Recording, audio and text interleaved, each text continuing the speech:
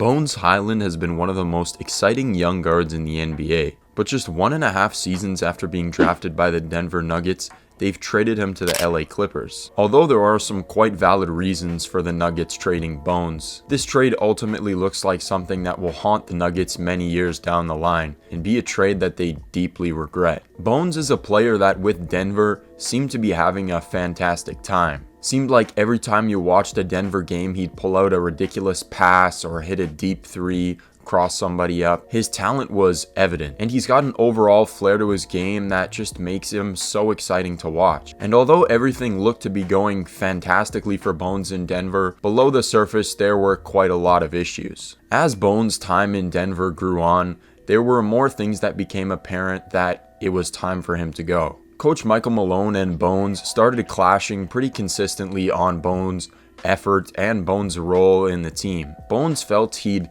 done enough to show that he could get some more minutes on the team and have a larger role. After all, in his 2 seasons in Denver, he's put up quite respectable numbers, this season averaging 12 points and 3 assists in less than 20 minutes a game. You can definitely see where he's coming from. But from the perspective of Coach Michael Malone, Bones was an inconsistent shot maker, a horrible defender, and somebody that was holding the overall team back. And to some extent, he was right. Bones is quite inconsistent shooting the ball for his career, around 40%, and he's quite erratic with his shot selection. He is a pretty inconsistent shot maker. One night he could go for 20, and the next he could go for 0. And he is one of the worst guards in the NBA in terms of defending on the perimeter.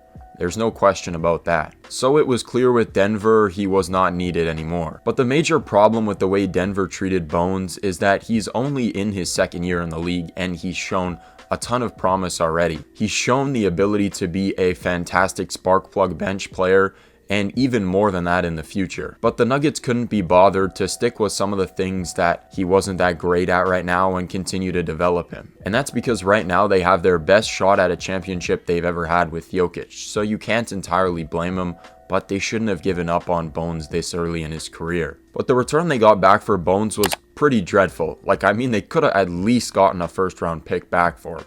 But I guess that's all they could get. But now with the Clippers, Bones is in an organization that fits his skill set, and it's a place where he can really thrive. Bones has all the tools to be the perfect killer 6th man, and the Clippers have opened up their roster for him to be just that. They traded away John Wall, that experiment didn't really go well, traded away Reggie Jackson and Luke Kennard.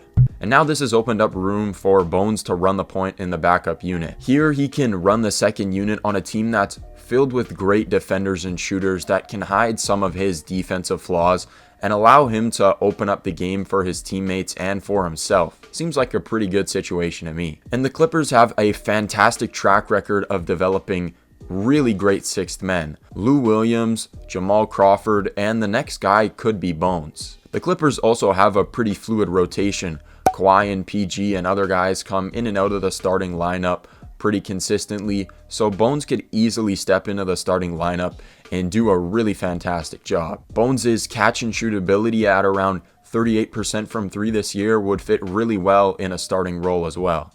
Bones has all the tools to be a great 6th man in the NBA, and he's proven he can do it so far. And on a Clippers team with great mentors, coaching staff, and a previous run of developing fantastic 6th men, I think Bones can be just that. Thank you for watching. I hope you enjoyed. If you want to hear more consistent NBA content covering some of the less talked about things in the NBA and some of the things that people just don't pick up on, then this is the place for you.